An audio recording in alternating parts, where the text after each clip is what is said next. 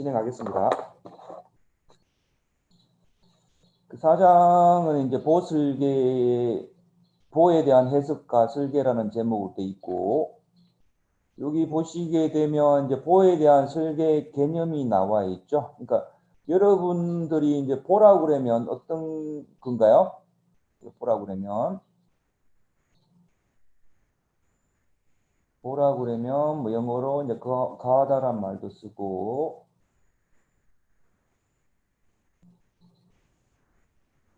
뭐 빔이란 말도 씁니다. 이렇게.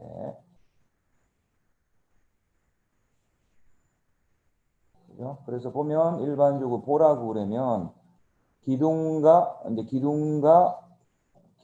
기둥이 있으면 기둥과 기둥을 연결하는 거. 이렇게.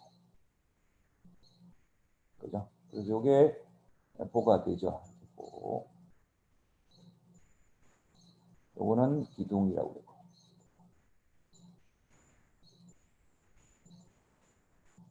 주로 이제 기둥과 기둥을 연결하는 수평 부재를 이제 보라 얘기하게 되는데, 여기서 간단하게 하나만 말씀을 드리고 넘어가겠습니다. 구조 평면도에 예를 들면 아주 간단한 예를 들어볼게요. 제가 이렇게.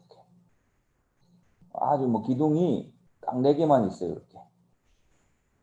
하나, 둘, 셋, 4개가 있고, 여기 지금 경관 스판이 뭐 10m로 합시다. 이렇게 예를 들면 10m, 여기도 10m. 아주 이런 간단한 건물이 있습니다. 이렇게 기둥 4개가 있고, 기둥과 기둥 사이는 다 이렇게 도로 연결을 했죠. 이렇게. 그 다음에 여기는 뭐가 와야 슬라브가 와야 되겠죠. 바닥판. 슬라브가 아는 그런 철근 콘크리트 구조물인데, 여기서 이제 슬라브가 너무 크다 보니까 지금 만약에 10m, 10m 슬라브 입장에서 본다고 그러면 이 상태로 하려고 그러면 슬라브 두께가 상당히 두꺼워져야 돼요. 그렇게 되면 건물 자중이 무거워지니까 일반적으로는 여기 이제 슬라브의 짧은 쪽, 뭐 나중에 배웁니다, 여러분. 짧은 쪽이 한 4m 이내에 들어오게 만들죠. 그러기 위해서 이 슬라브의 중간에 다시 이렇게 볼을 넣죠. 이렇게 넣고 이렇게 넣어서 여기 간격이 한 3m 조금 넘게 그렇게 설계할 수 있는데, 이런 식으로 봐서 여기 이제 슬라브고 요거는 이제 보가 되는데, 이런 식으로 봤을 때 기둥과 기둥을 연결하는 요런 볼을 큰 보, 이제 가다라고 그러고요. 이렇게 가드라고 그러고, 그 다음에 여기 큰 보와 큰 보 사이를 연결하는 이 보가 되겠죠. 이 보를 빔이라고 그래요. 이렇게. 그러니까 가다와 빔은 차이가 있는 거죠. 역할이. 그래서 일반적으로 보면 가다의 이 끝부분, 엔드 부분에서 모멘트를 받을 수가 있지만, 강접이 되다 보니까, 모멘트 접합이 되다 보니까, 그렇지만 이 빔 같은 요 끝부분에서는 모멘트를 못 받아요. 전단력은 받지만. 그래서 보통 핀 접합이라고 그러죠. 그래서 서로 그 역할 차이가 있습니다. 이렇게. 그렇죠? 그래서 가다, 큰 보, 작은 보의 차이에 대해서 말씀을 드렸습니다. 이렇게. 일단은 지나가고요. 그래서 일단은 보에 대한 설계 개념을 보면 여기 나와 있듯이 그 부재 길이 방향의 직각으로 작용하는 하중이나 힘 모멘트를 지지하는 부재. 아까도 방금 얘기했듯이 기둥이 이렇게 있고 보가 있다 보니까 이렇게 주로 하중이 이제 만약에 수직 하중 뭐 이렇게 건물 무게라든지 적재 하중 같은 경우에는 이 방향으로 작용하지 않습니까? 건물 이렇게 무게라든지 사람 무게 이런 부분. 근데 길이 방향이 지금 보 입장에서 본다고 그러면 보를 이제 이렇게 그려줄게요. 이렇게 그러면 보의 길이 방향이라고 하는 이 방향이 길이 방향이 되겠죠. 길이 방향에 직각으로 하중이 작용하고 있잖아요. 그죠? 그래서 부재 길이 방향에 직각으로 작용하는 하중이라든지 이런 하중이 작용하게 되면 모멘트가 이렇게 발생이 되죠. 이렇게. 이런 식으로. 그죠? 그래서 모멘트를 지지하는 그런 부재. 그죠? 그런 부재를 보라고 얘기하고 있습니다. 그래서 이런 그 힘 모멘트가 발생이 되면, 뭐 이 부재 같은 경우에도 이렇게 부재만 그려볼게요. 보면 그러니까 이런 그 아까 얘기했듯이 이런 그 직각 방향의 하중이 이렇게 작용하면 여기가 이제 지지가 되어 있다 보니까 얘가 어떻게 변형이 생깁니까? 한쪽은 늘어나고, 그죠?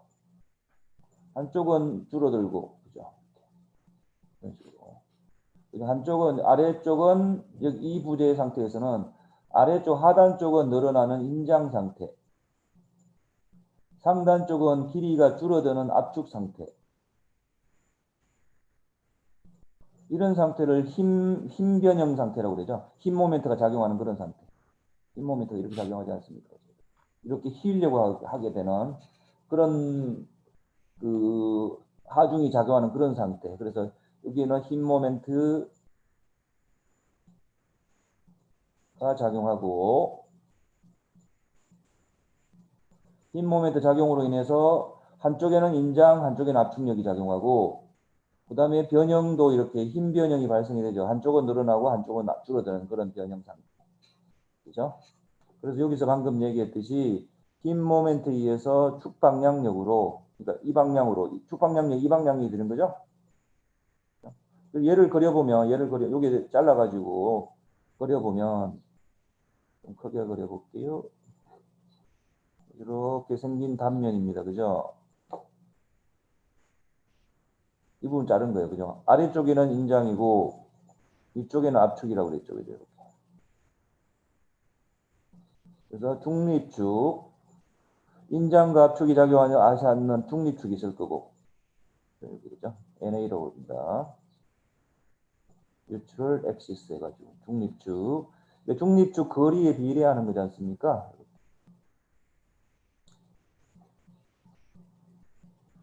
뭐 여러 번 설명한 것 같은데 이 개념을 여러분들이 확실하게 이해를 하셔야 돼요. 이렇게 억력을 그리게 되면 좀 그랬다. 억력을 그리게 되면 다시 그릴게요.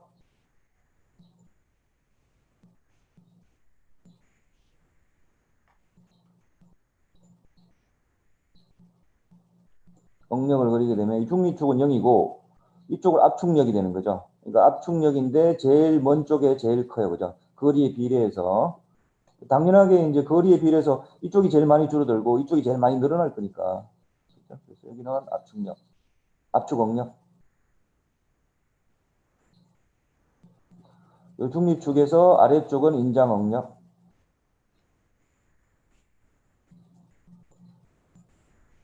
이런 식이 되겠죠. 이렇게 되죠. 그래서 여기 방금 얘기했듯이 지금 이 방향으로 작용하는 거니까 축방량이라고 합니다. 길이 방향, 그죠? 축방량으로 압축억력, 인장억력이 발생한다. 그렇게 얘기할 수 있고요.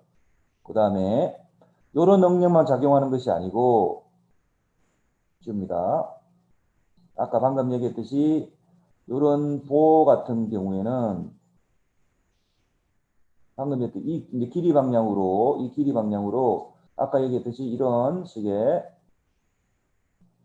인장억력과 압축억력만 작용하는 것이 아니고 그 다음에 지금 여기 보면 이렇게 억력이 이렇게 힘이 이렇게 작용하는 거죠. 이렇게 작용하게 되면 여러분들이 역학에서 많이 했던 것처럼 이제 여기 보면 여기 발력이 생길 거고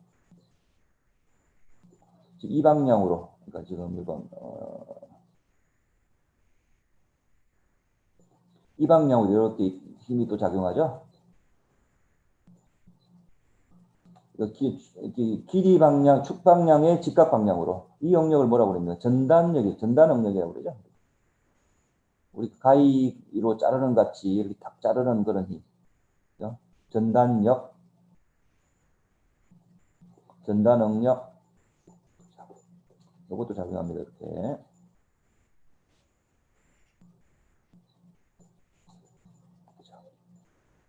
그래서 지금 이제 우리가 그 4장에서 배워야 되는 내용은 요 힘 모멘트로 인해 가지고 축 방향으로 압축력과 인장력이 생기는데 이 부분에 대해서 어떻게 설계를 할 건지를 배우는 거고, 이게 4장입니다.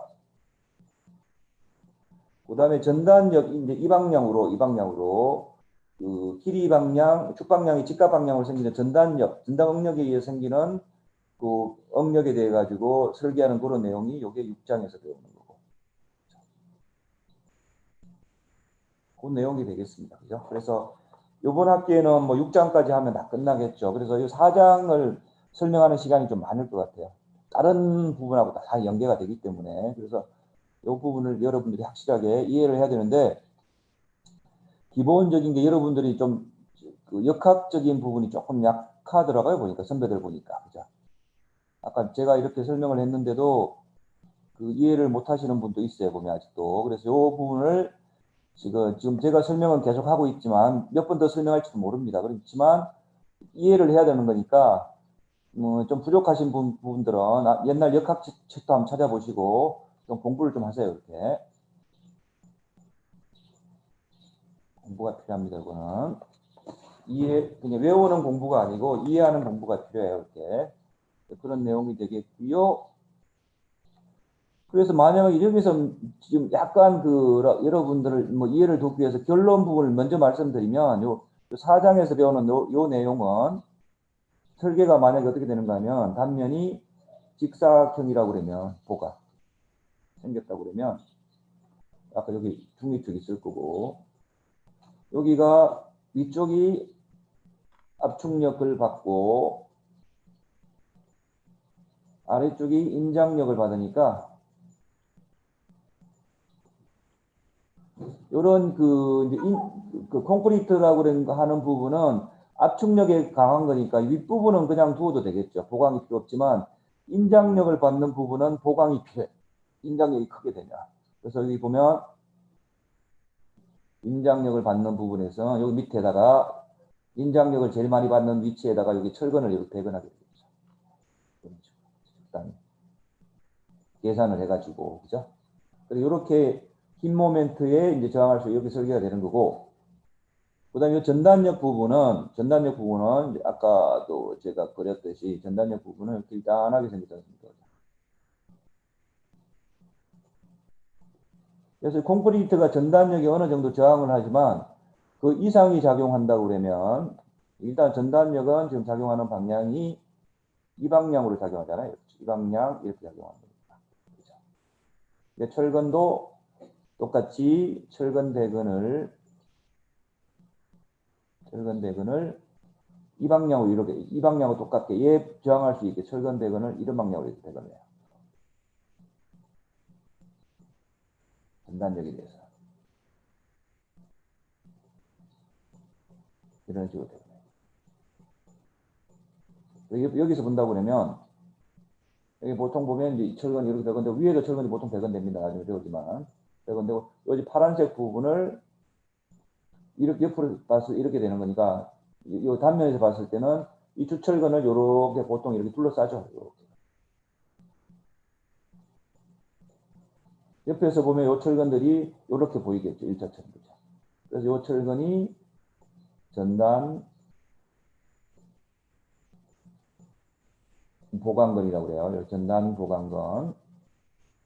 전단력에 저항할 수 있게 보강된 철근.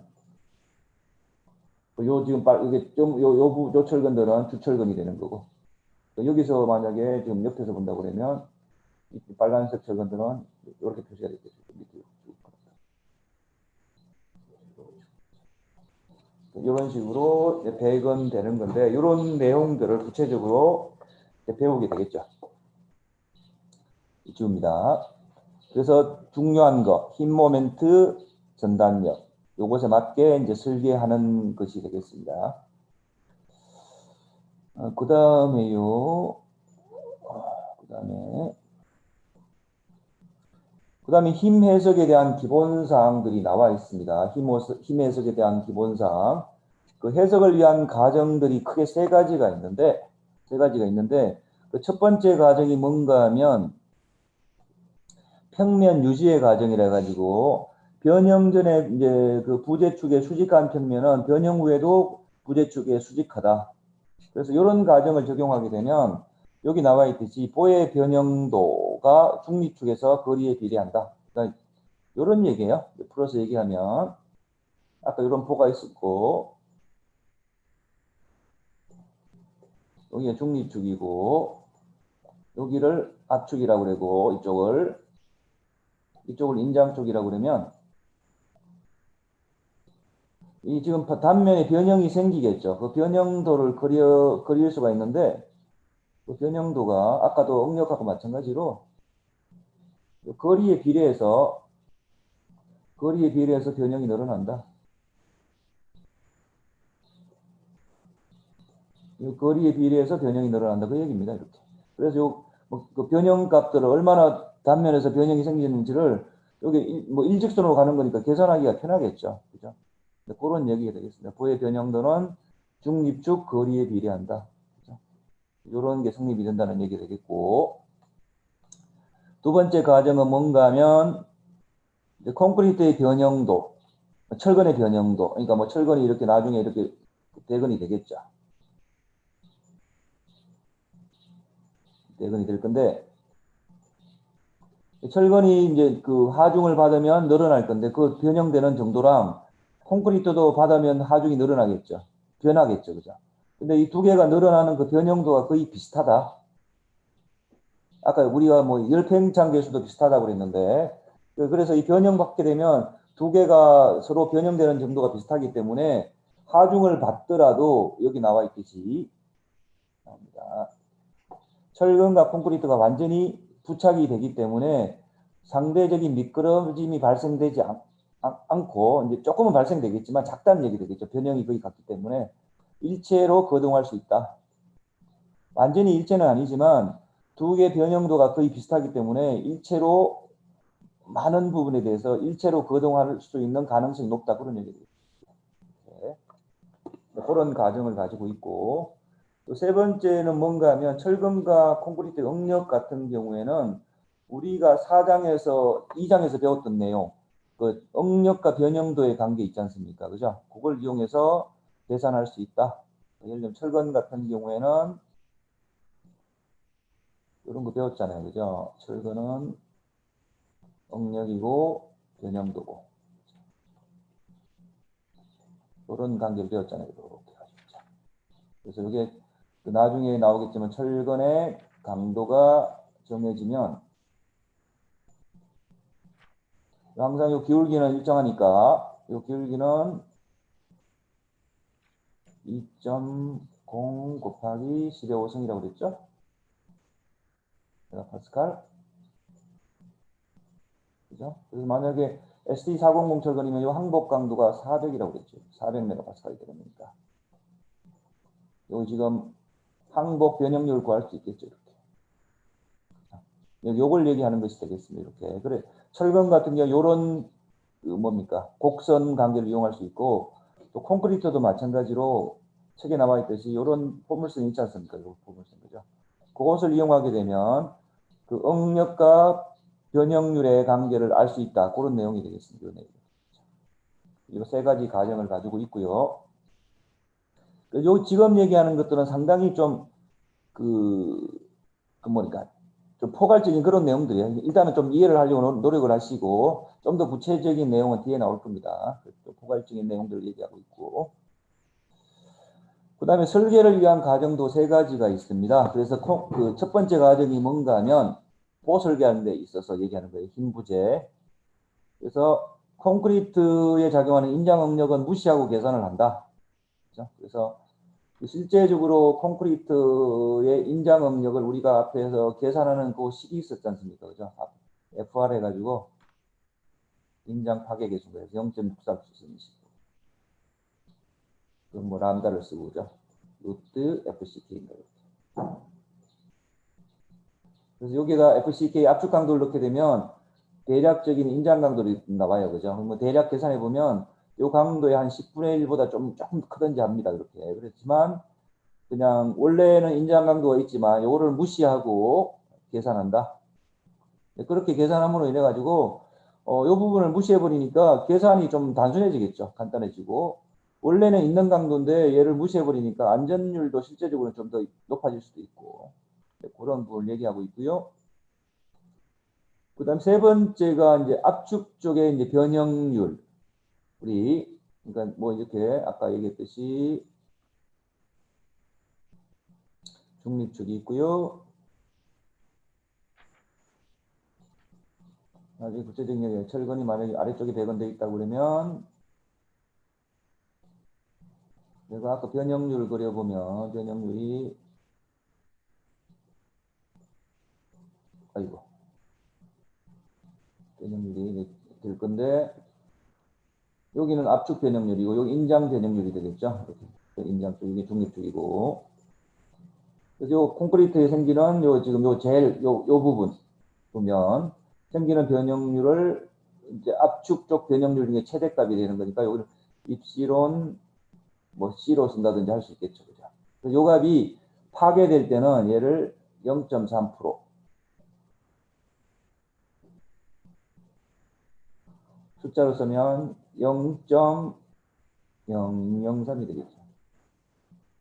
여기 나와 있듯이 003에 도달될 때 콘크리트가 파괴되는 걸로 가정한다. 이제 그런 내용이 되겠습니다. 네.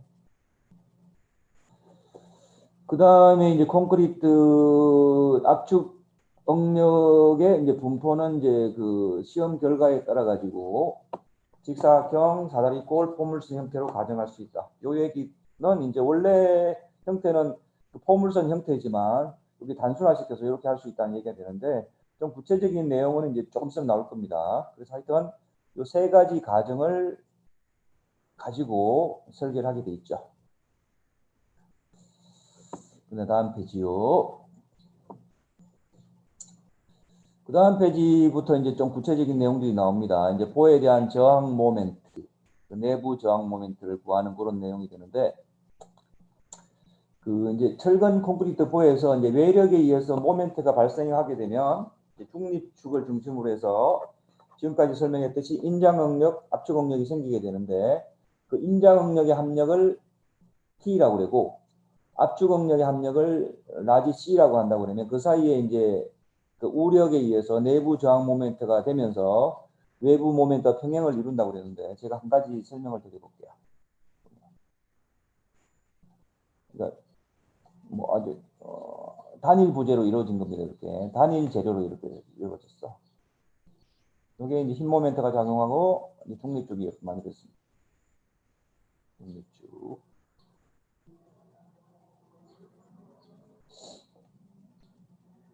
상부에는 압축력이고 하부에는 인장력이라고 합시다. 이렇게. 그래서 응력 분포도를 그려보면 중립축은 0이고 그죠?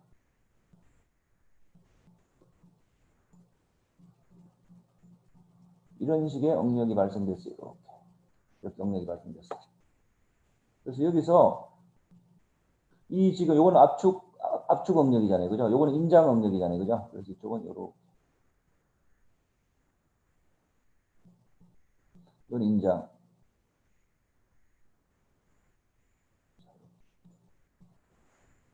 그래서 여기서 요건 중립축이고 요 인장 응력인데 인장 응력의 전체 요 삼각형 하중을 합한 거를 이렇게 T라고 그러고 여기 중립 뭐 요 전체에 한 3분의 1 정도 있겠죠. 요걸 T라고 그러고 요 T라 쓸게요. 요거 다 합친 겁니다. 그 다음에 압축 응력을 다 합친 것을 C라고 그러고 C. 그러면 여기 지금 인장 응력과 압축 응력은 서로 같아요. 이렇게 힘의 크기는 C 값과 T 값은 같아. 근데 서로 방향은 달라. 방향은 서로 반대고 작용하는 점이 서로 달라 그냥. 얘는 여기서 작용하고 여기서 이렇게 작용하고. 이런 경우의 힘을 뭐라고 그럽니까? 힘의 크기는 같고 무력입니다. 우력이죠, 그죠? 맞습니다, 그죠? 이렇게 이런 힘을 우력이라고 그래요. 이렇게. 아마 역학 시간에 배웠을 거예요. 영어로 얘기하면 하나의 두 개를 커플이라 보고 커플 포스라고 그래요. 커플 포스라고 해요.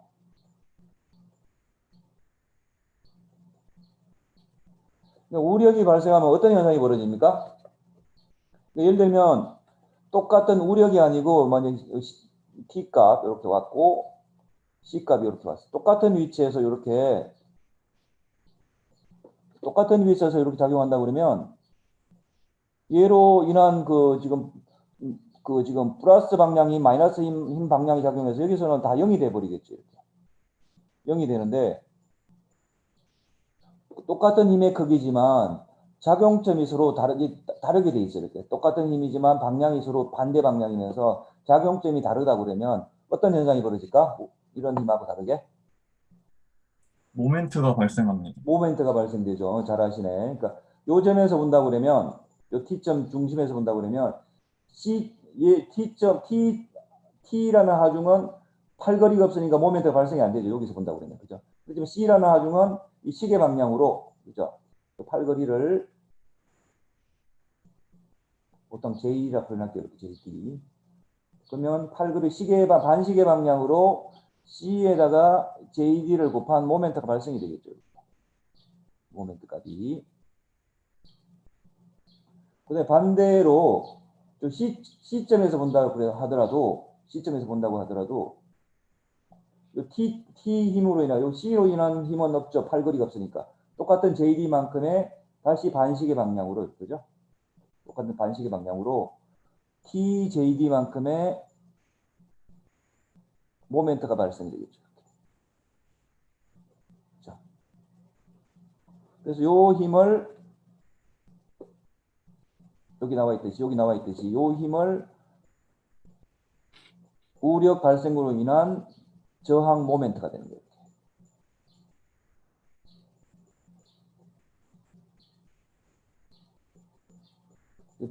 저항할 수 있는 힘이 되는 거예요.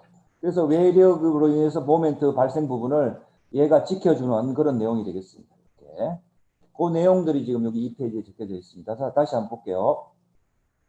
그래서 지금 방금 제가 설명드린 내용을 보시면서 다시 한번 보십시오.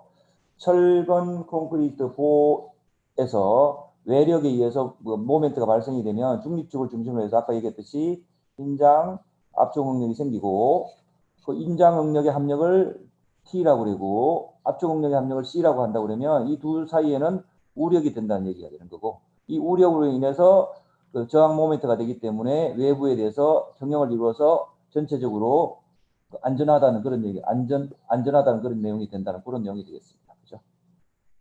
그런 내용이 되겠고요.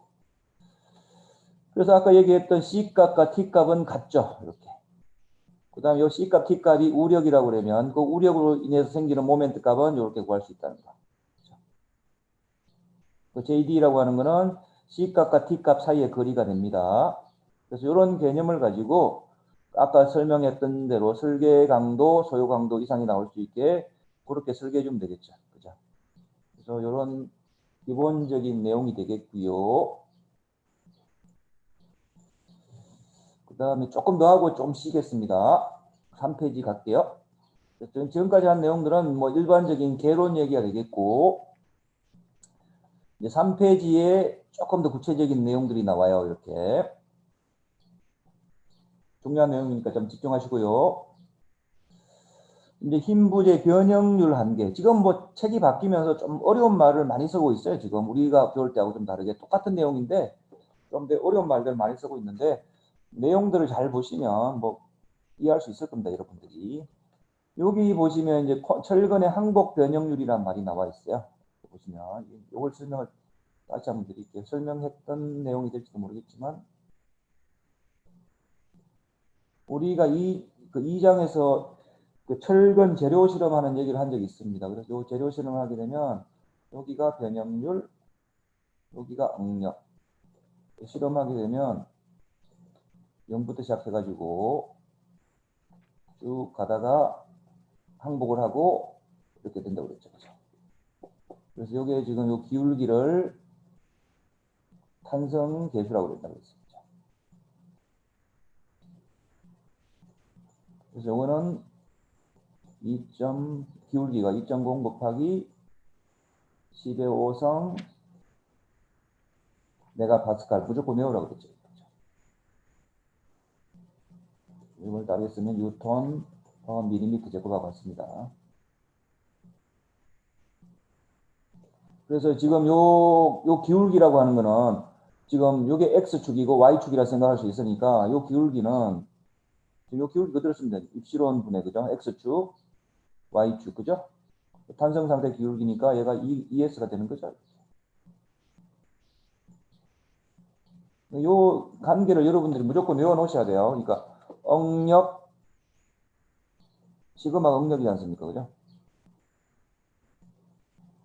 여기 지금 분모 입시로는 변형률이지 않습니까? 그죠? 변형.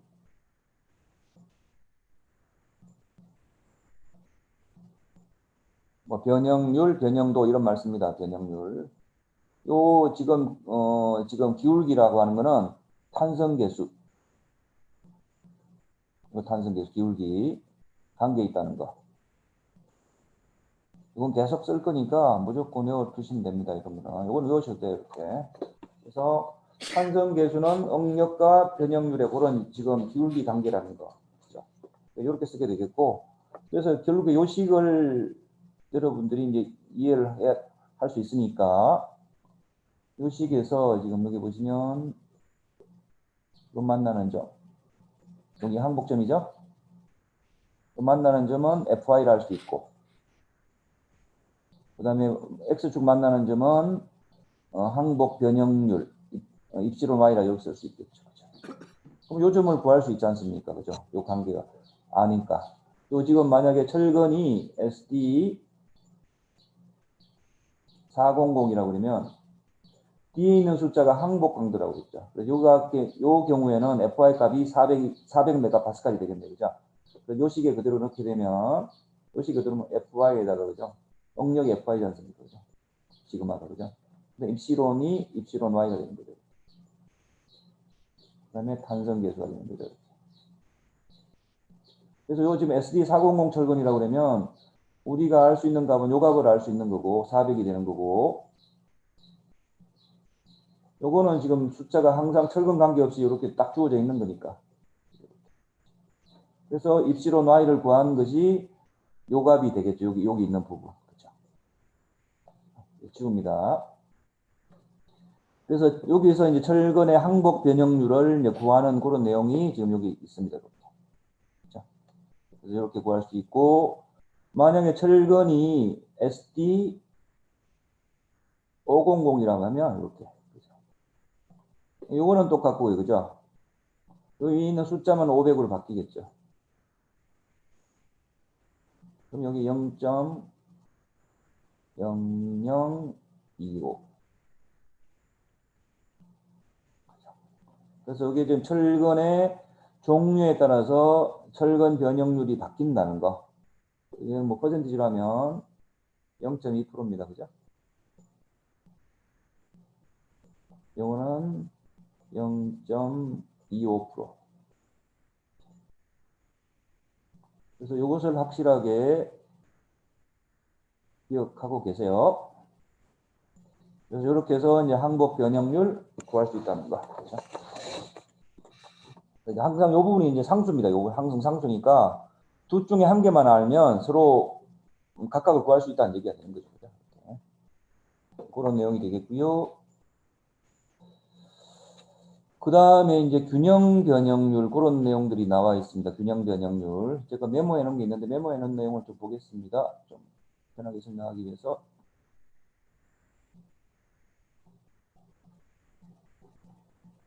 똑같은 내용인데 제가 메모해 놓은 게 있거든요. 이걸 보이죠? 네. 그 얘기를 했고요. 이 그림에서 이제 균형 변형률 상태를 설명을 좀 드릴게요.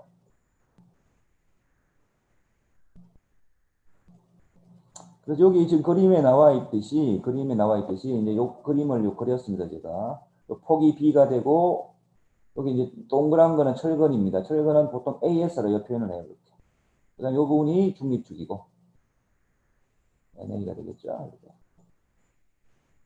중립축 이쪽은 압축력이니까 압축력 받는 부분은 여기 B금을 쳤습니다.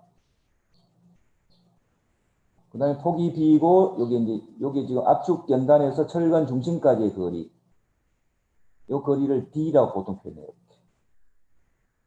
나중에 나올지 모르겠지만, D는 유효춤이라고 합니다. 유효춤.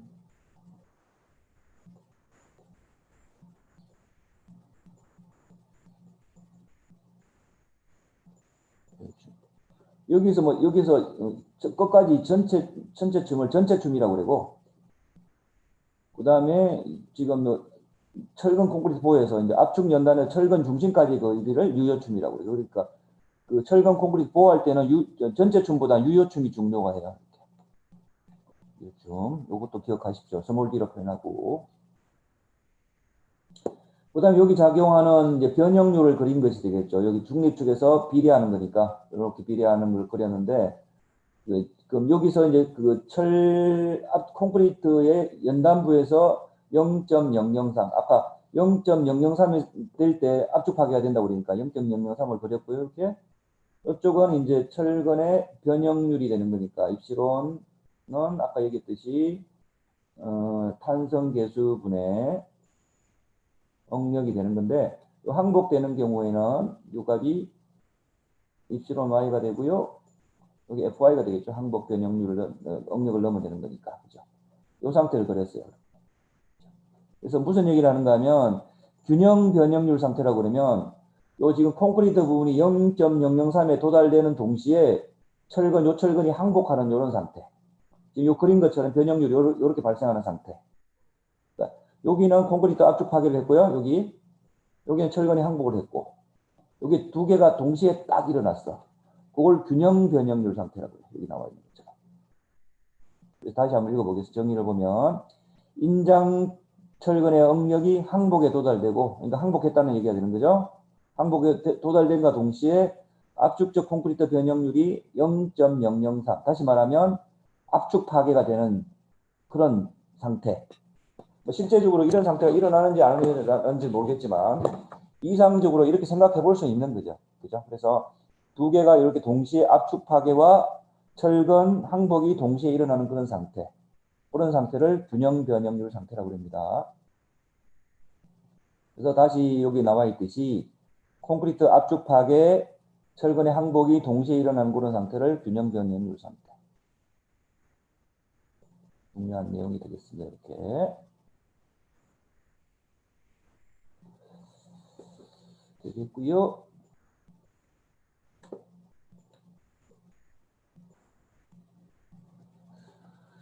균형 변형률 상태를 얘기했고, 그 다음에 이제 순인장 변형률, 변형률 한계, 이런 식의 용어, 좀 복잡한 용어들이 남아 있는데, 그 용어들에 대한 내용들입니다. 그 순인장 변형률이라고 하면 뭔가 하면, 인장 철근에 발생되는 변형률. 그죠? 그러니까 교과서로 한번 가보겠습니다.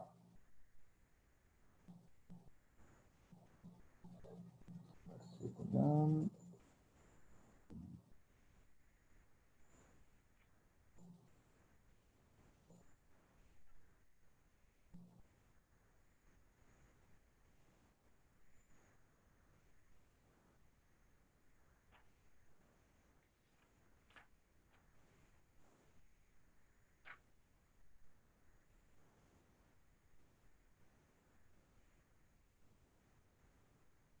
여기 있는 그림인 것 같은데, 요건 좀 따 설명을 드릴게요, 같이. 다시.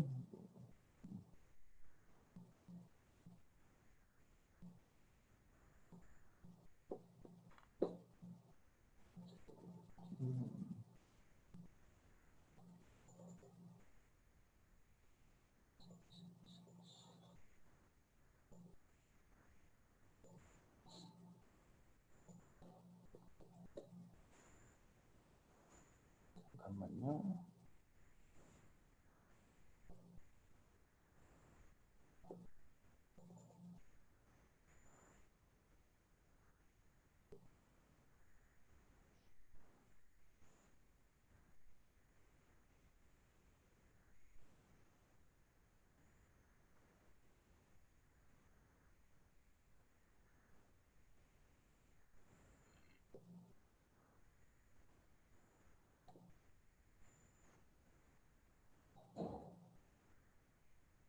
여기 보면 아까 이제 조금 전에 설명했던 게 이제 균형 변형률 상태를 얘기했고 방금 얘기했듯이 이제 인장 철거에 발생되는 변형률을 입시론 T라 표시하고 여기를 뭐 이제 입시론 T라 표시를 하고 그다음에 변형률 한계라는 게 두 가지 조건을 얘기하고 있습니다. 방금 이제 압축 지배 변형률 한계라고 하는 것은 조금 전에 얘기했던 균형률 변형률 한계를 얘기하는 것이 되겠고 그래서 이게 그 인장 철거에 발생되는 그 변형률 입시론 T라고 한다고 그러면 입시론 T가 입시론 Y가 되는 경우가 되겠죠.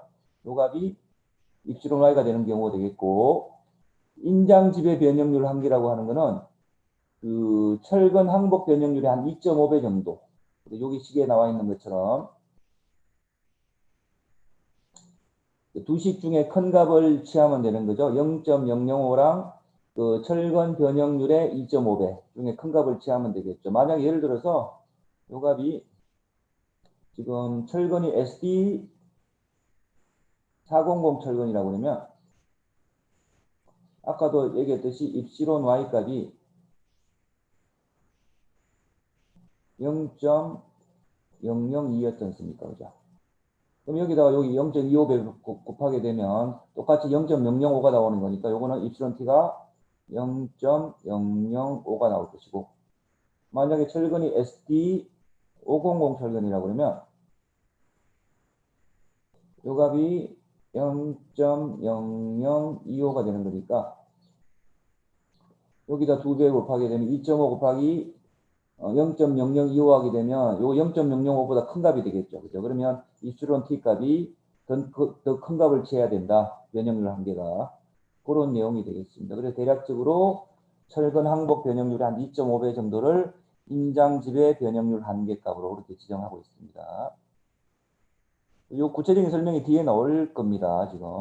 지금까지는 여러분들이 조금 아직까지는 무슨 얘기인가 할 거야 아마. 그 다음에 힘을 받는 부재의 이제 변형률 한계가 요 세 가지 조건을 나누게 되는데 압축을 많이 받는 그런 단면, 인장을 많이 받는 단면, 그 중간 단면, 그 세 가지로 나누고 있습니다. 그래서 압축을 많이 받는 그런 단면인 경우에는 힘을 받는 부재가 그 이제 압축 콘크리트 부분이 0.003, 그러니까 0.3에 도달될 때 인장 받는 부분이 아까 얘기한 입시론 T 부분이 되겠죠? 입시론 T가 아까 압축 지배 변형률보다 작거나 같은 그런 단계. 그러니까 주로 이제 축하중을 받는 기둥 같은 경우가 여기 해당이 될 거고, 그 다음에 인장을 많이 받는 부분. 이런 경우에는 콘크리트 극한 변형률이 0.003에 도달될 때 인장 부분의 변형률 입시론 T가 그 아까 얘기한 인장 지배 변형률 이상이 되는 그런 단계.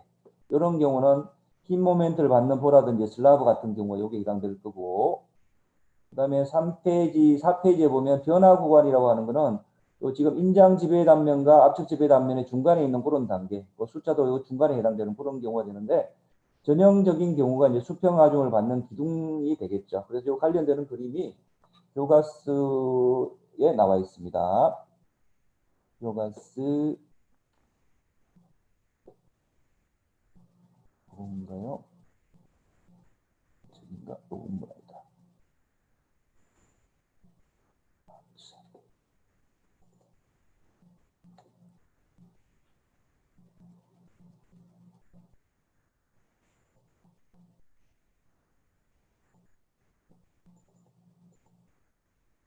방금 얘기했던 부분이 요 경우가 되는 거죠. 요 경우가 지금 여기 제일 왼쪽 지금 요 단면이 되는 거고 아까 얘기했듯이 요 단면 잘 보세요. 여기가 단면 폭이 되는 거고 전체 춤을 스몰 h라 쓰고 그다음에 철근이 2단으로 되어 있는데 철근의 중심까지 거리 중심이 한 요 정도 되겠죠, 그죠? 중심까지 요 춤을 스몰 d라 쓰고 그다음에 인장 쪽 제일 멀리 있는 쪽에 중심까지 거리를 스몰 dt라 쓰고 그다음에 철근의 단면적을 AS로 씁니다. 이렇게. 그래서 이게 그 힘을 받는 거에 따라서 여기 무조건 여기서 보시게 되면 압축 쪽은 압축이 받는 쪽은 여기 지금 0.003에 다 도달되어 있는 그런 상태예요. 압축 파괴되는 그런 상태에서 압축을 많이 받는 그런 경우에는 요 지금 요 작용하는 응력이 항복 변형률보다 작게 발생되는 그런 케이스를 압축 지배 단면이라고 그러는 거고. 그다음 반대로 여기 응력이 엄청나게 많이 발생된 그런 상태를 인장 지배 단면이라고 그러고. 그다음에 요거는 중간 단계가 되는 거죠. 그래서 이런 경우는 압축력을 받는 기둥 같은 그런 경우. 이 케이스는 압축력을 받는 기둥 같은 그런 경우. 요거는 일반적인 폭, 힘을 많이 받는 폭. 요거는 이제 그 중간 단계가 되는 거죠. 그래서 그 세 가지를 지금 변형률 한계라는 그런 제목으로 이렇게 설명을 하고 있습니다. 그러면 지금 24분이니까요. 한 6분만 쉬었다가 30분부터 시작하겠습니다. 오늘 좀 빠르게 진행하고요. 조금 일찍 마칠게요. 화장실 갔다 오십시오.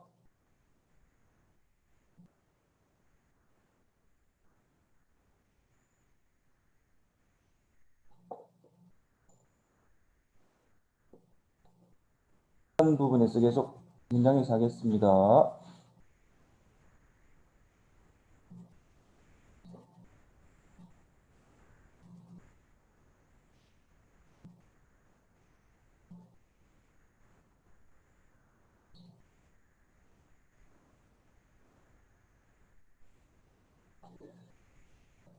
요 그림을 한번 보실랍니까? 제가 하나 한번 그릴게요. 여기.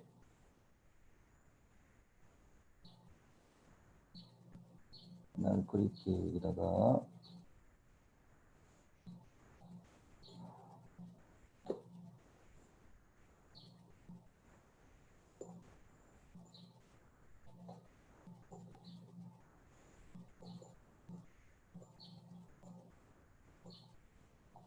그걸 B라고 하고요. 이렇게.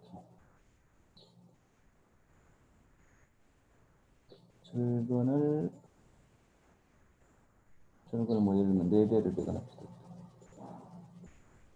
이렇게.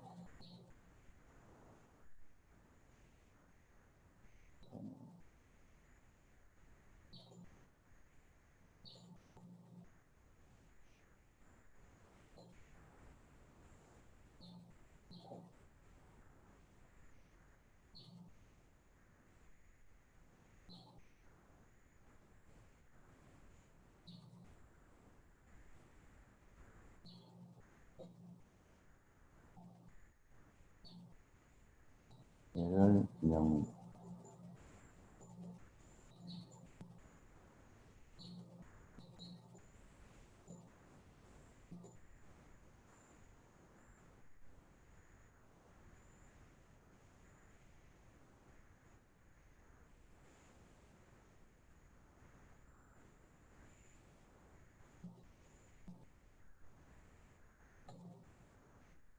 고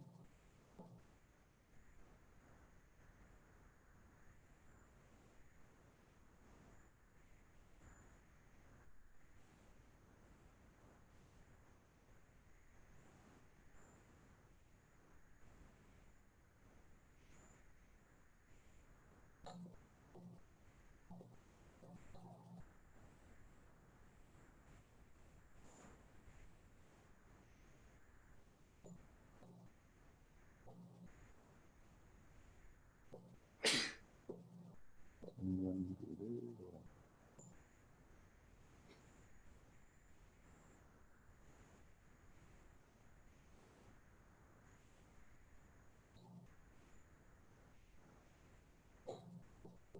요걸 한번 보세요. 지금 여기 이제 여러분들이 개념을 이제 파악을 해야 되는 그런 중요한 그런 내용인데, 그 조금 전에 그 제가 설명드렸던 균형 변형률 상태, 그러니까 콘크리트 압축 파괴와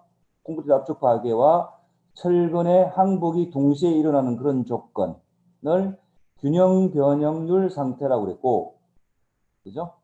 균형 변형률 상태라고 그랬고, 옛날에는 요런 볼을 갖다가 균형보라고 그랬어요. 옛날 용어로 쓰면 똑같은 말인데, 옛날에는 요런 볼을 균형보란 말을 썼습니다. 균형보.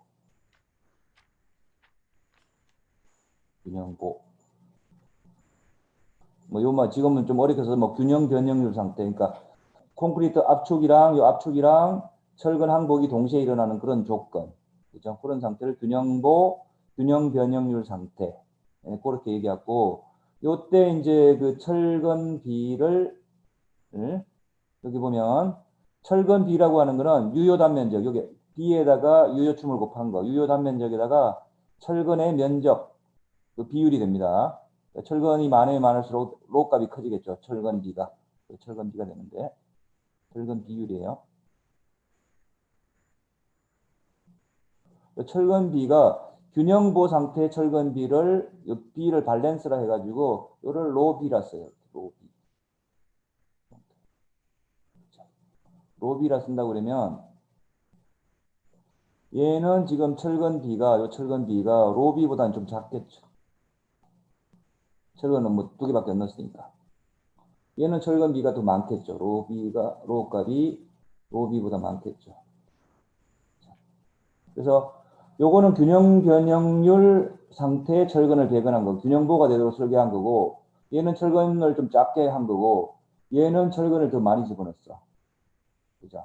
세 가지 조건이 있습니다. 세 가지가 있는데, 요 세 가지 조건, 1번, 여기 1번, 2번, 3번이 있는데, 요 세 가지 조건 중에서 구조물,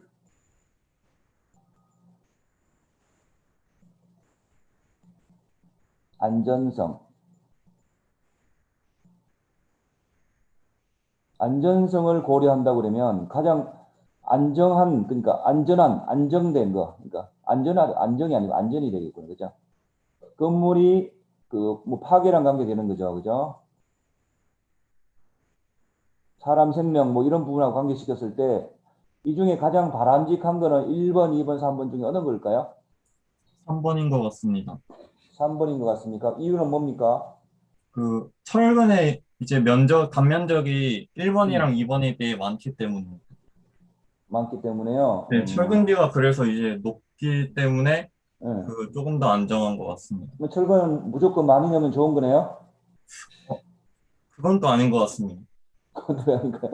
그게 이런 하중이 의견이 많이 있고, 나가기 때문에 또 건물 어, 자체의 자중 증가로 위험한 것 같습니다. 아, 그렇습니까? 뭐, 좋은 의견이가, 또 다르게 생각하시는 분? 누가 한번 다른 사람한테, 다른 의견 있으면 한번 얘기해 보세요. 누가 있을까? 박정배 학생? 박정배 학생? 네, 어떻게 생각해? 지금, 현준이가 지금 3번 얘기했는데, 다른 생각 있나? 3번인 것 같아? 그런 것 같습니다. 혁현이가 지금 3번을 얘기했구나. 그지? 어때? 같은 생각인 것 같습니다. 어떤 생각이 들어요? 그죠. 일반적으로 그렇게 생각할 수 있겠죠. 그러면 다르게 제가 질문을 해볼게요. 이게 지금 제일 중요한 개념 중에 하나야. 다르게 설명, 지금 시간을 약간 일부러 이제 제가 시간을 많이 잡고 있는데, 그 파괴 형식을 본다고, 최종적인 파괴 형식을 본다고 그러면, 최종 파괴를 본다고 그러면, 이 파괴될 수 있는 부분이 철근이 항복을 하든지 아니면 콘크리트가 압축 파괴가 되든지 둘 중에 한 개가 그 파괴가 되는 거죠. 그러니까 물론 두 번째 거는 철근 항복이랑 콘크리트 압축 파괴가 동시에 일어난다고 하지만 요거는 지금 동시에요. 그죠? 동시에 일어나는 거고 요 지금 오른쪽에 있는 경우에는 콘크리트가 먼저 파괴되나요? 아니면 철근이 먼저 파괴되나요?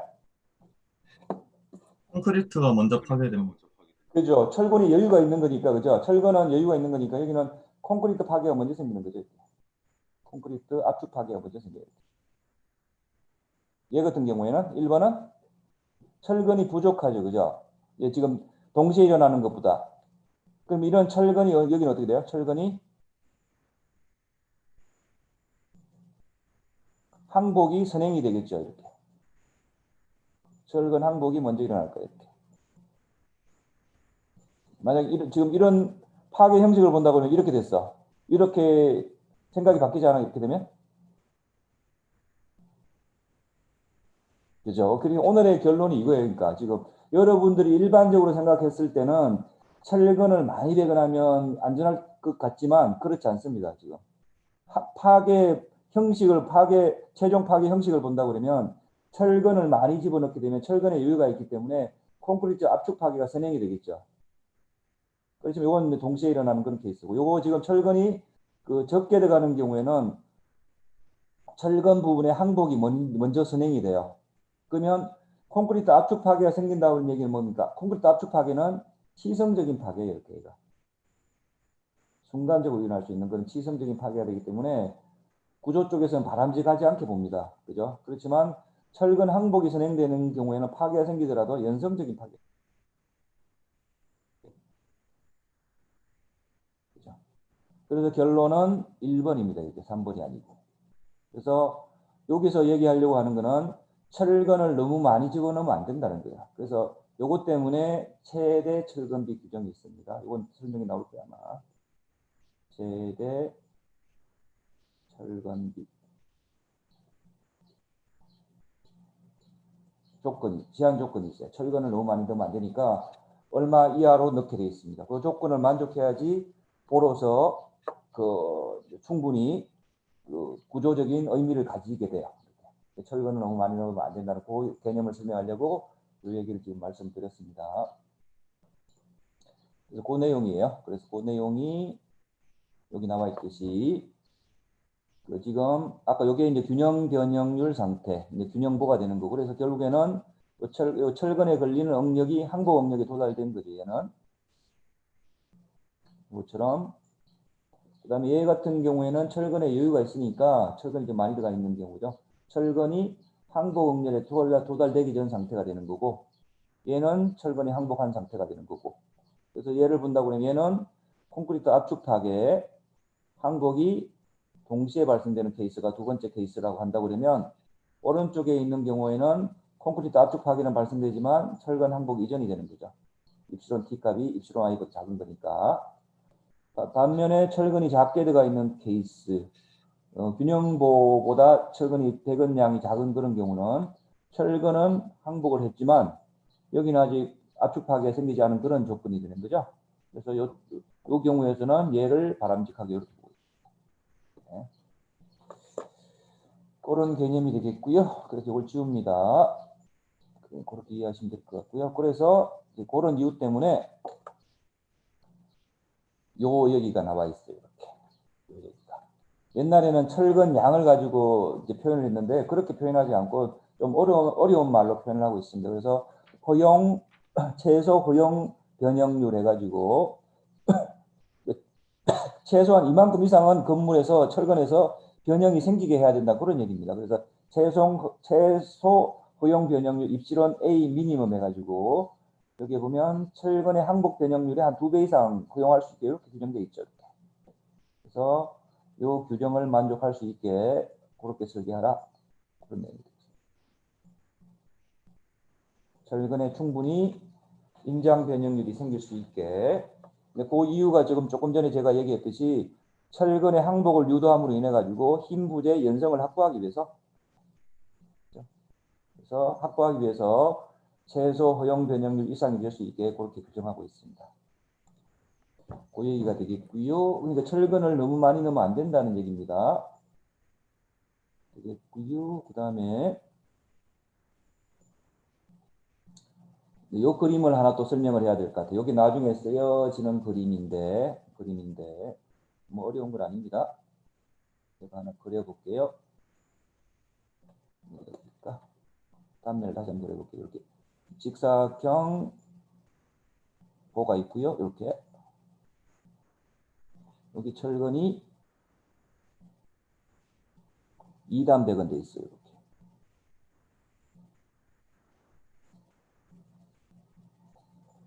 인장 쪽에 철근이 2단 배건돼 있고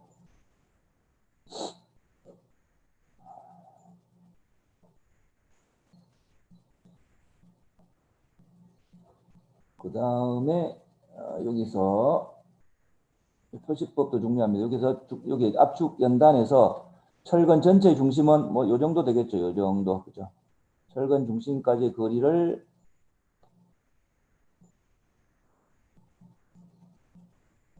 스몰 d 이렇게. 전체 춤은 h가 되겠죠. 표시를 보통 이렇게 합니다. h라 표시하고 그 다음에 여기서 지금 제일 외단에 있는 철근, 요 철근이 되겠죠. 요 라인. 좀 중심까지 거리. 요까지 거리를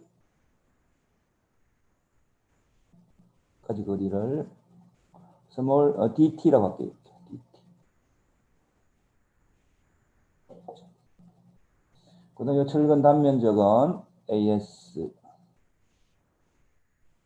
단면적이 총합이 되겠죠. AS. 되겠고, 그 다음에 중립축이 있겠죠. 여기가 인장이고 이쪽이 압축이니까 중립축이 어디 있을 건데. 중립축을 NA 중립축이니까. 그 다음에 이제 응력도를, 변형률도를 그리게 되면 여기가 이렇게 되겠고, 여기까지 되겠죠. 여기까지 이렇게 해서 직선 분포가 되는 거니까 이 삼각형 분포가 되겠죠. 이 상태의 변형률을 0.003이라고 보통 하니까 압축 파괴되는 그런 쪽. 이 변형률입니다. 책에 다 나오는 내용이에요. 이게.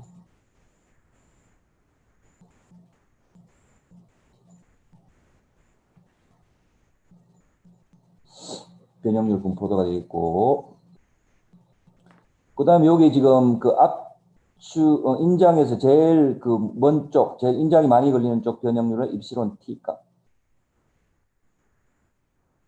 제일 외단에 있는 철근이 되겠죠. 그죠? 여기 입시론 T가 있는, DT가 있는 그 위치. 이렇게 표시를 했고요. 그 다음에 이게 압축 연단에서 중립축까지의 거리. 요 값을 스몰 c 이렇게 정의를 했습니다. 일단 이렇게 요 이제 부호 같은 것도 다 기억을 하고 계셔야 돼요. D, DT, AS, 그 다음에 스몰 c, 뭐 H, 입시론 T, 뭐 0.003 이런 거 다 기억하셔야 돼요. 그래서 이렇게 됐고요. 그래서 여기서 어떤 관계를 하나 만들어 놓는가 하면 여기서 보면 이 전체 길이가 여기서 압축 중립축에서 압축 연단까지가 스몰 c가 되는 거고, 그럼 요 길이가 어떻게 됩니까? 요 길이가. 전체 길이가 dt가 되는 거니까, 요까지가 dt가 되는 거니까, dt에다가 c를 빼면 되겠죠. dt 빼기 c, 스몰 c, 그죠? 그렇게 됐고요. 그래서 요 이제 관계에서 어떤 식을 하나 유도를 해 놓는가 하면, 요 값을 이제 입시론 t 값을 구하자야, 여기서 보면. 구해놓자, 이렇게. 입시론 t 값. 그죠? 그래서 그 식을 쓰면, 여기서 보면 잘 보시게 되면, 삼각형이 지금 지금 요 삼각형 하나 있지 않습니까? 요 한 삼각형 하나. 그다음 요 밑에도 삼각형 하나 있지 않습니까? 그죠? 요 삼각형이 서로 닮은 꼴이 되는 거죠. 그래서 서로 비례 관계가 성립이 돼요. 그죠? 그래서 요 위에 있는 삼각형 C 대 0.003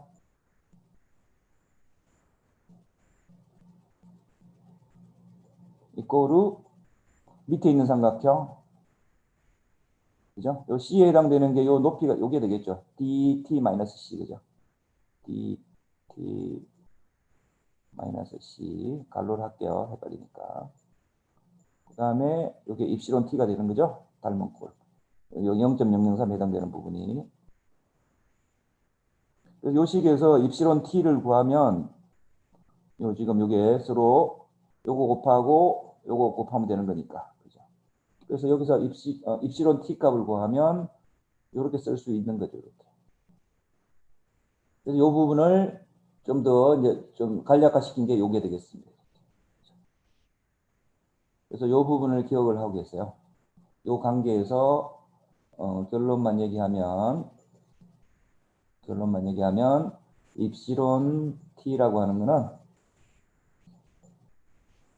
0.003에다가 여기 나와 있듯이 c에다가 dt 빼기 1이라는 거. 그래서 요식을 나중에 써먹을 거니까 일단은 좀 기억을 하고 계시는 게 좋을 것 같습니다. 그래서 여기까지 내용이 되겠고요. 그래서 지금 설명드린 내용이 지금 그 3페이지, 4페이지까지 설명을 드렸습니다. 그 다음에 5페이지 설명을 조금만 드릴게요. 5페이지. 5페이지 설명을 드릴게요. 오늘 중요한 내용인데 지금 제가 설명을 뭐 어떻게 잘했는지 못했는지 모르겠지만 일단 설명을 다 하고 나서 좀 질문을 받을게요. 5페이지 보시게 되면 이제 그런 기본적인 개념에 대한 설명을 좀 드렸고 5페이지 보시게 되면 이제 단건 직사각형보에 대한 해석이 나와 있습니다. 그래서 여기 단건보의 단면 이제 철건비가 나와 있는데 그 단건보라고 하는 게 뭔가 하면 여기에 나와 있듯이 인장척에만 철근이 보강되어 있는 그런 보. 여기 나와 있듯이 다시 한번 제가 그려보겠습니다. 이렇게 지금 직사각형이 있고 중립축이 있다고 그러면 이쪽이 인장이라고 그러면 인장척에만 철근이 배건되어 있는 그런 경우. 이쪽이 압축인 거죠. 그죠? 압축에는 철근이 배건되어 있지 않아요. 나중에 나오겠지만 실제적으로는 실제적인 얘기를 하면 이제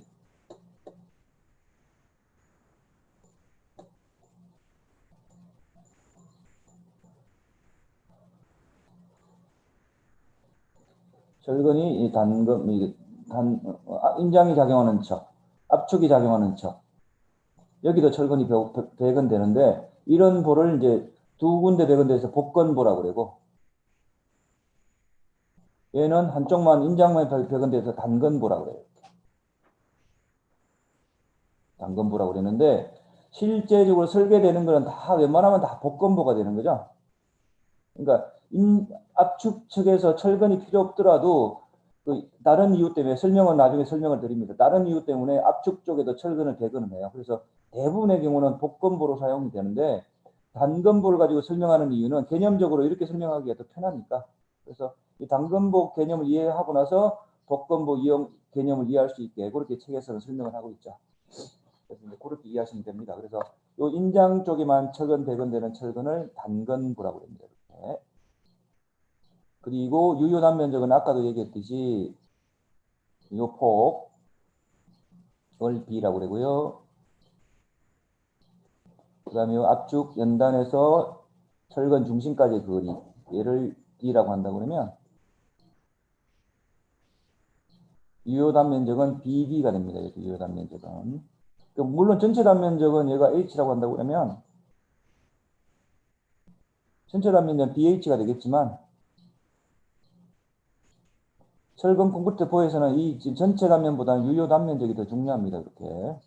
그래서 유효 단면적을 BD 합니다. 이렇게 폭은 B, 그 유효 축밀에서 압축 연단에서 철근 중심까지 거리 D를 곱한 것이 유효 단면적이 되겠죠. 이렇게 지우고요.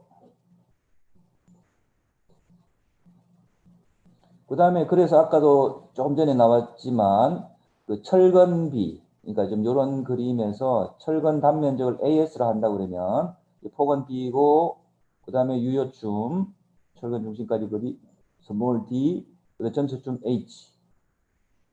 그러면 유효 단면적이 BD가 되는 거죠. 유효 단면적 BD가 되는 거고 여기 철근량을 인장 철근량을 AS라 한다고 그러면 여기 철근의 비율이 되는 거죠. 유효 단면적에 대해서 철근이 얼마나 배치되어 있는지 얘를 로라 표현합니다. 로. 이걸 철근비라고 그래요. 기억하고 계십시오. 철근비.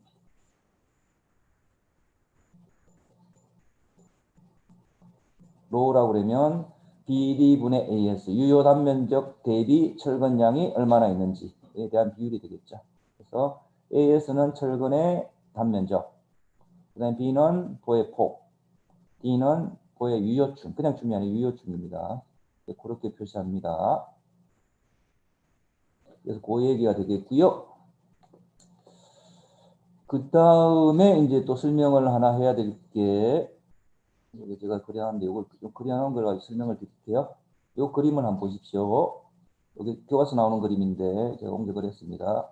아까 얘기했듯이 이제 이런 폭이 B가 되고 전체 춤이 H고 유효춤이 D가 철근이 지금 이렇게 배건되어 있어요. 철근 단면적을 AS라고 그러고 여기를 중립축. 그 다음에 압축 부분은 B금을 쳤습니다. 그래서 변형률 또 분포도를 그리면 이런 식으로 그릴 수 있겠죠.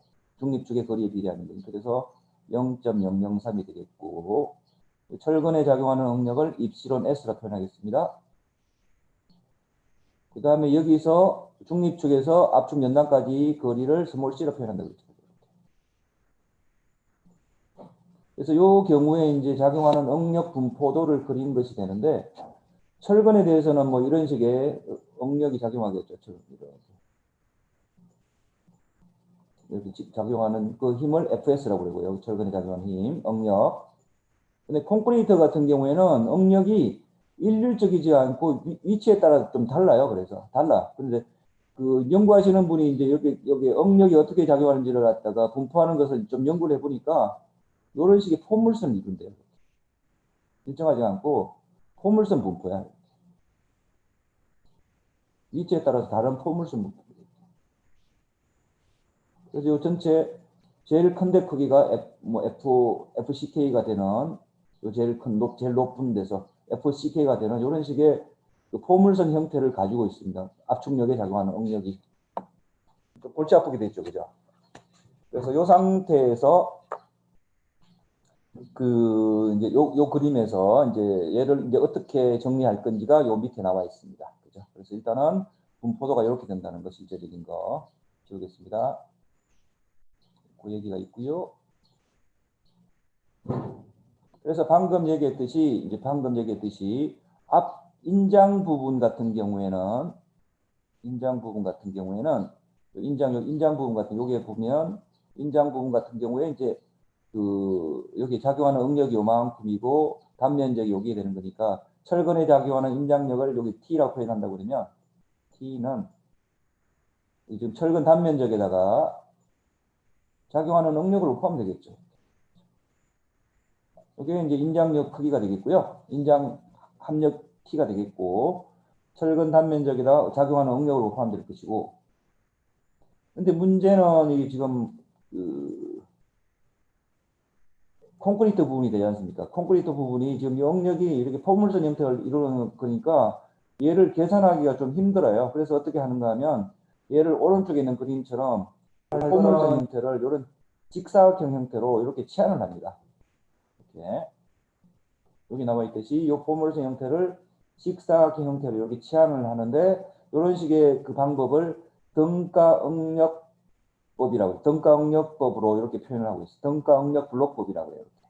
이렇게 직사각형 형태로 치환하는데 그 크기를 치환하는 크기를 여기 나와 있는 높이를 이렇게 직사각형 하면서 이 전체 높이 0.85 FCK로 보고 요 지금 등가응력 블록이라고 하는데 요 스몰 a가 되겠죠.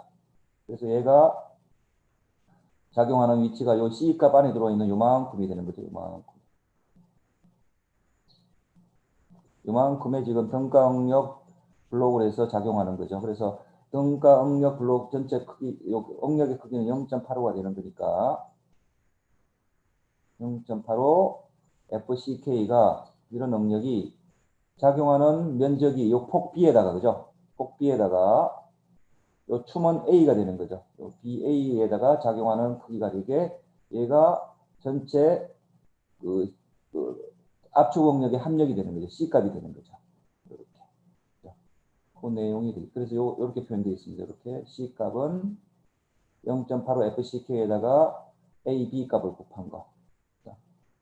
다시 정리하게 되면 요 그래프에서 요 지금 포물선 그래프가 되다 보니까 어려우니까 이거 등가 응력 블록 이 직사각 형태로 바꾸고 이렇게 바꿔주고 바꾸면서 요 크기를 0.85 추먼 A 이렇게 가정을 했을 때 전체 크기 C 값은 0.85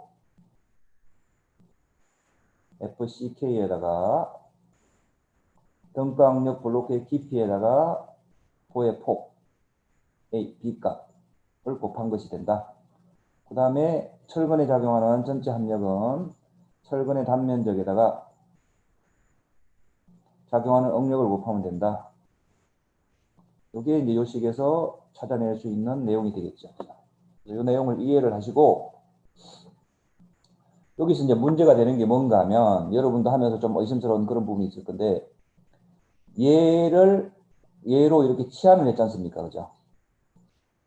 치환을 하는데 얘를 제대로 치환을 하려고 그러면 어떻게 해야 하는가 하면 두 가지 조건을 만족을 시켜야 되겠죠. 그 내용이 여기 나와 있습니다. 잠깐만 보면요. 그래서 얘를 이렇게 치환할 때 지금 방금 제가 얘기했듯이 C값이 같아야 될 거 아니에요. 이렇게 구한 C값이나 이렇게 구한 C값이 똑같아야 될 거 아니에요. 그죠? 그러니까 같으려고 그러면 요 전체 면적이 같아야 되는 거죠. 그죠? 면적이. 얘는 포물선 면적이 요 직사각형으로 했을 때 면적이 같아야 된다는 얘기가 되는 거죠. 그래서 거기 보면 그런 얘기가 여기 나와 있습니다. 첫 번째 조건이 뭔가 하면 이와 같이 이제 그 포물선 형태를 직사각형 압축응력 블록으로 대치할 수 있는 조건이 뭔가 하면 첫 번째가 압축응력 분포 면적, 요 면적하고 등가 응력 블록의 면적이 동일해야 된다는 거. 첫 번째 조건. 여기 되겠고요. 그다음 두 번째 조건이 뭔가 하면 여기 C값, 요 T값이 되는데 요 지금 여기 JD가 되는 거죠. 이렇게. 아까 그 모멘트를 어떻게 구했습니까? 모멘트는 C에다가 JD를 곱했죠. 이렇게.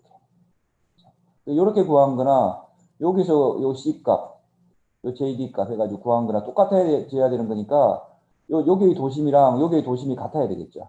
압축 응력의 도심하고 그다음 등가 응력의 중심하고 그게 같아야지 모멘트 값이 같이 나올 수 있는 그런 조건이 되겠습니다. 그래서 이런 조건을 만족하기 위해서는 요 앞에 이제 다른 사람이 연구한 것처럼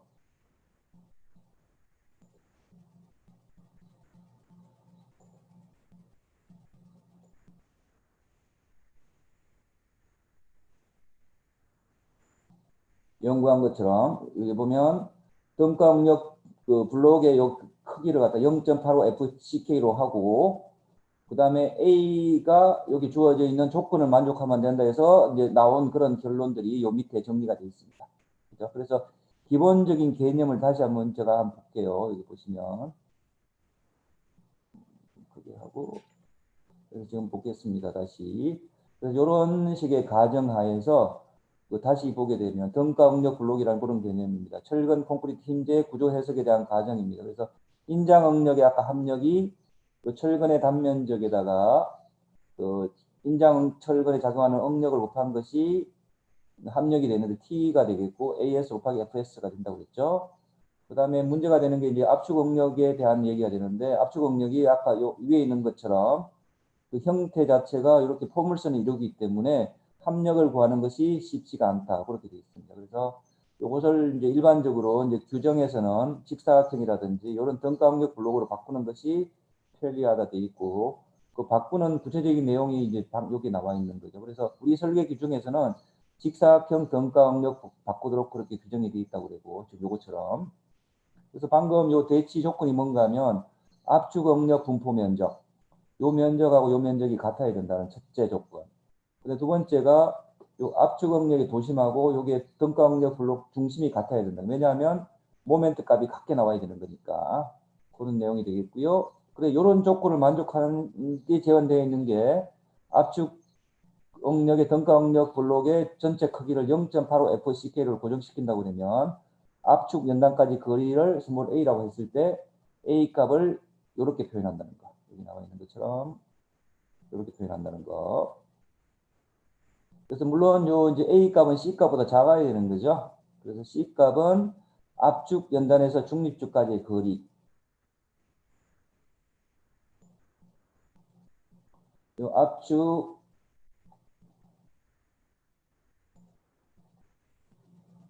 압축 연단에서 중립축까지 거리가 C가 되는 거고, 그죠? 그다음 A라고 하는 거는 등가압력 블록의 깊이가 되는 거고. 그렇게 되는 겁니다. 그래서 그것을 이용해서 A 값을 구하고 있죠. 그래서 여기 보면 베타 1이라는 계수를 쓰고 있습니다. 그래서 베타 1은 그 이제 연구하시는 분이 쭉 연구를 해보니까 콘크리트 강도가 28메가파스칼 이하인 경우에는 베타 1 값을 0.85 FC 0.85를 쓰면 되고 28을 초과하는 경우에는 요식처럼 이렇게 요식처럼 베타 1 값을 구하면 되는데 요 구한 값이 항상 0.65 이상이 나오게 그렇게 값이 나오도록 그렇게 정리를 하게 되어 있습니다. 그러면 아까 여기 나와 있듯이 네, FCK 값이 지금 한번 요걸 구해 보세요. 몇 가지를 FCK 값이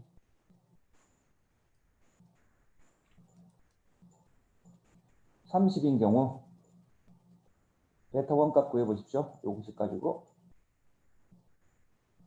그 다음에 FCK 값이 58 정도 할까? 58 있으시면 55라 할게요. 55 메가파스칼. 아니, 65로 할게요. 65 메가파스칼인 경우에 베타 1 값을 구해보세요.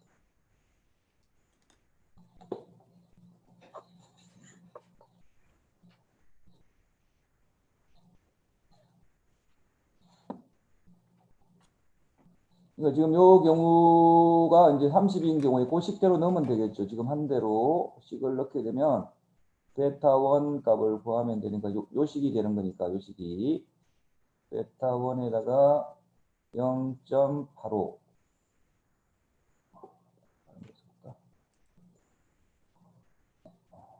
0.85 빼기 고식 그대로 쓰면 되지. 0.007 곱하기 FCK 대신에 30이 들어가면 되는 거죠. 30 빼기 28 계산하면 얼마 나옵니까? 얘가 이거 계산 좀 해주세요. 0.836 나옵니다.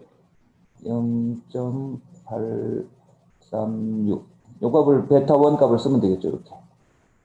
그 다음에 대신에 65를 한번 넣어볼게요. 0.85 빼기 0.007 하고 곱하기 65 빼기 28 요것도 누가 좀 계산해 주시면 좋을 것 같습니다. 0.591 나옵니다. 0.591 네. 그럼 얘가 지금 0.65보다 작은 숫자가 되는 거니까 0.65보다 항상 크거나 같아야 되니까 여기 이 경우는 0.65를 써야 되는 거죠. 베타 1은. 0.65보다 작으면 안 되는 거니까. 하한치가 돼 있기 때문에. 아, 작아지면 베타 1을 그냥 0.6으로 쓰면 됩니까? 그러니까 예. 그러니까 아마 한 58인가 그 정도 되면 그게 하한치가 되는 것 같아요. 무조건 0.65보다 작으면 안 되는 겁니다. 이런 조건을 만족시킬 수 있게 그렇게 쓰면 될 것 같아요. 그러면 오늘 뭐 좀 중요한 내용인데 좀 장하게 설명을 했는데 이제 여러분들 어느 정도 정리가 됐는지 모르겠지만 오늘 내용이 중요한 거니까 일단은 좀 진도 더 나가면 좀 부담스러울 것 같아서 일단 여기서 끊겠습니다. 끊고 내일 다음 주에는 이제 좀 더 구체적으로 아까 그 최대 철근비에 대한 규정이 있다고 그랬는데 그것을 이제 유도하는 얘기를 할 건데 이제 오늘 한 내용들을 여러분들이 집에 가서 조금 좀 정리를 해보세요. 이렇게 정리해 보시고 좀 잘 안 되는 부분들은 뭐 오늘 오후에 질문하는 그런 시간도 있고 뭐 주중에도 모르면 저한테 카톡 주시면 제가 또 설명해 줄 수 있으니까 각자 좀 복습을 해보시고 자기 걸로 만드는 게 중요합니다. 그러니까 오늘 한 내용이 지금 중요한 그런 내용들이니까 제가 말씀드리는 거예요. 그러면 오늘 강의는 이 정도까지 하고 질문 있으면 질문 받겠습니다. 질문 없나요? 머리 둥질한 모양이네. 그러면 이제 일단은 뭐 기회는 또 있으니까 오늘 오후에 오피스 아워 시간도 있고 주중에 잘 모르면 질문하셔도 되고 또 다음 주에 질문하셔도 되는 거니까 뭐 오늘은 요 정도 마치겠습니다. 좀 일찍 마칠게요. 네, 수고했습니다. 수고하셨습니다. 고생하셨습니다. 수고하셨습니다.